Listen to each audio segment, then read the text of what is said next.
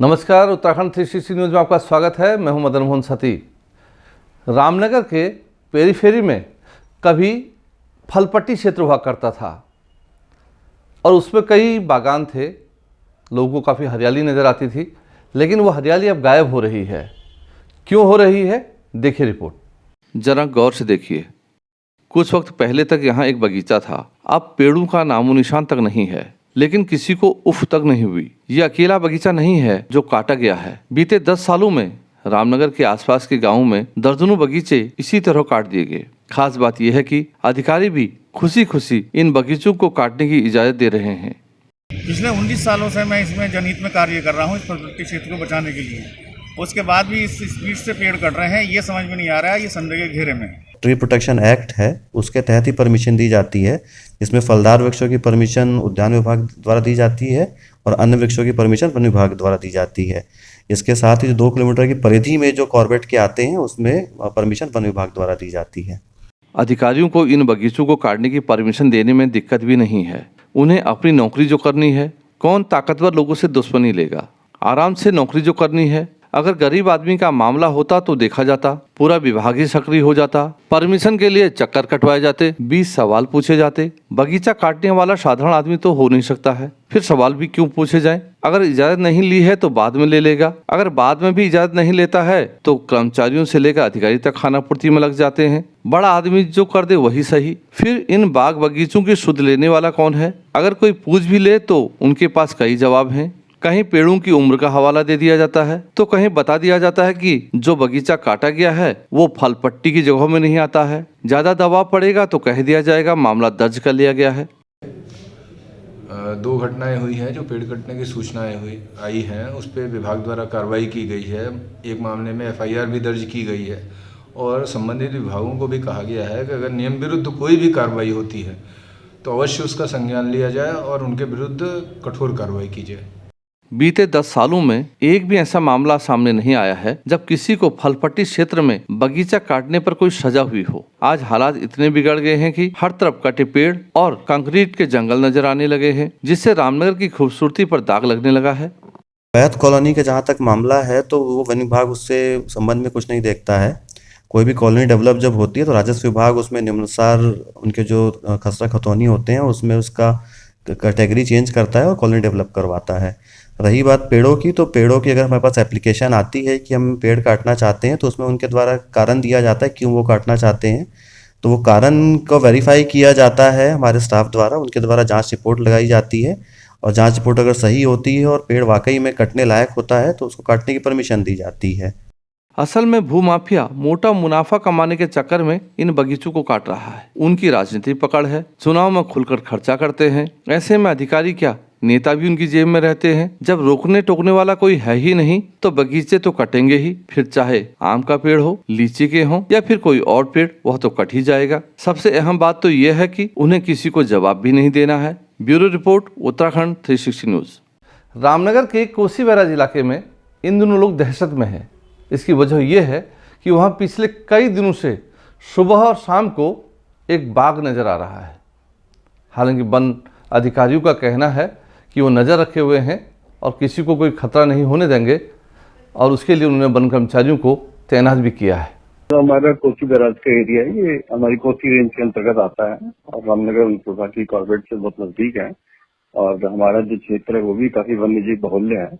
तो 2 दिन से ये बैराज के आसपास टाइगर की मूवमेंट सुबह और शाम को देखी जा रही थी। तो इसको देखते हुए हमारी कोसी जो टीम है, कोसी रेंज की टीम, उसको मॉर्निंग और इवनिंग की गश्त के लिए निर्देश दिए गए हैं ताकि किसी प्रकार की कोई जनहानि वगैरह ना हो और टाइगर को भी जो है और किसी प्रकार की कोई दिक्कत ना हो।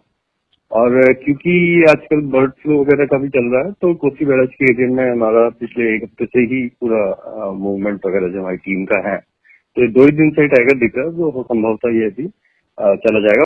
उत्तराखंड के वन मंत्री हरक सिंह का कहना है कि ग्लेशियरों की सटीक मॉनिटरिंग नहीं की जा सकती है। उनका कहना है कि अगर ऐसा संभव होता तो आपदाएं आती ही क्यों। कई बार ग्लेशियर में भी चाहे कितने ही आप निगरानी रखो, लेकिन ये अंदाज़ा लगाना कि ये कब चट्टान टूट जाएगी, कब बर्फ़ ग्लेशियर पिघल जाएगा, कब ग्लेशियर गिर जाएगा, ये अनुमान लगाया जा सकता है, लेकिन बिल्कुल अगर सब कुछ ऐसा हो तो फिर तो दुनिया में कभी कोई दुर्घटना ही ना हो। हल्द्वानी के भोटिया पड़ाव में इन दिनों लोग दहशत में हैं। दरअसल वहाँ आपसी झगड़े में फायरिंग की घटना हुई है, जिसके बाद पुलिस ने तत्काल कार्रवाई की है। हालांकि जो आरोपी हैं वो फरार हैं, अभी पकड़े नहीं गए। वेलेजली लॉज कंपाउंड में कल रात्रि को फायरिंग की सूचना मिली। सूचना पे पुलिस तत्काल मौके पे पहुंची। जांच में ये पता चला कि एक ही मोहल्ले में रहने वाले दो पक्षों के बीच में किसी बात को लेकर विवाद उत्पन्न हो गया था। एक पक्ष के द्वारा वहां पे हवाई फायरिंग की गई। जो कंप्लेनेंट हैं उनकी तहरीर के आधार पर भोटिया पड़ाव चौकी में मुकदमा पंजीकृत कर लिया गया है। इसमें जो आरोपी हैं वो अभी फरार चल रहे हैं। पुलिस की टीमें उन्हें पकड़ने के लिए दबिश दे रही हैं। शीघ्र ही उनकी गिरफ्तारी की जाएगी।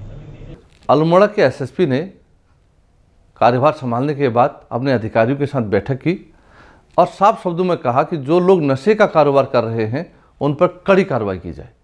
जनपद में जब आगमन हुआ था तब भी हमारा पहला फोकस नशे को लेकर के ही था और ये क्राइम मीटिंग पहली बार ली गई है। तो इसमें उसके अलावा हमारा जो पुरानी पेंडिंग विवेचनाएं पड़ी हुई हैं तो उसको निस्तारण का हमारा एक अभियान चल रहा है, जिसको अभी 7 दिन के लिए बढ़ाया गया है। वो हमारा दूसरा फोकस है कि अपने यहाँ जो पुरानी पेंडेंसी है उसको हम जल्दी से जल्दी निस्तारण कर रहे हैं। हमारा जो पुराने माल हैं उनको लेकर के भी एक अभियान चल रहा है कि थानों में जो पुराने माल हैं उनका निस्तारण कराया जाना बहुत आवश्यक है। इसके अलावा कर्मचारियों की जो समस्याएं थी वो उसका हमारे द्वारा आज क्राइम मीटिंग में सम्मेलन में वो किया गया। तो जो उनके द्वारा समस्याएं बताई गई हैं हम उसका जल्दी से जल्दी निस्तारण करने का प्रयास करेंगे। और कुछ नवीन जो हम लोग चाहते हैं कि जैसे थाने चौकियां और बैरक्स जो है जो उनका मॉडर्नाइजेशन किया जाए, उसको लेकर के भी हमारे द्वारा इसमें बातचीत की गई।